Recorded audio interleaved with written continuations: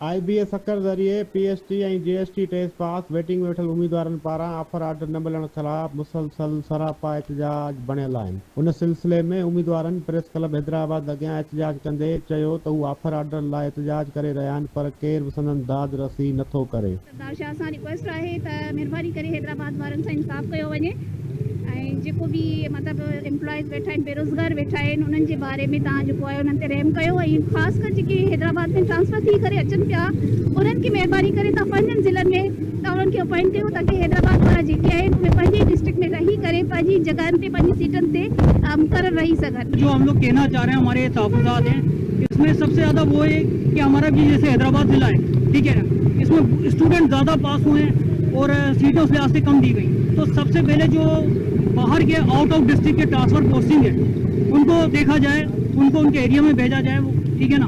सीटें खाली देखी जाए। अच्छा, दूसरी ये कि ऐसे नहीं काफ़ी अर्से से नहीं की गई है, तो ऐसे नहीं की जाए, खाली सीटों पर उनकी एस्टिमेट किया जाए कि कितनी खाली सीटें हैं, ठीक है ना। और तीसरा हमारा जो मेन मुतालबा है वो ये मुतालबा ये है कि पॉलिसी को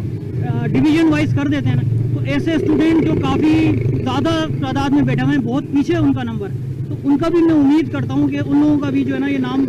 इसमें आ जाएगा। 4 सालनि खां वठी असांखे वेटिंग में रखियो वियो ऐं अञा ताईं असां सां को बि इंसाफ़ न कयो वियो आहे। असांखे अञा ताईं ऑफर ऑर्डर जे आसिरे में रखियो वियो आहे। सो असांजो मुतालबो इहो ई आहे त जेका हींअर स्पेशल कमेटी विहारी वई आहे, जल्द खां जल्द उन खे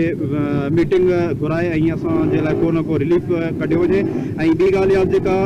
841 माण्हू या 40 माण्हू जे लॻभॻि जेके हींअर ट्रांसफ़र थी ॿाहिरि आया आहिनि, असां गवर्नमेंट खे रिक्वेस्ट था कयूं त महिरबानी कयो उहे तव्हां वापसि मोकिलियो पंहिंजनि इलाइक़नि में, जीअं त असां जेके मक़ामी माण्हू आहियूं उन्हनि खे हिते अपॉइंटमेंट मिली सघे ऐं टाइम पीरियड वधाए करे SNE करे STR ऐं SNE जे हिसाब सां असांखे सीटूं ॾेई ऐं असां ऑल 40+ खे अपॉइंट कयो।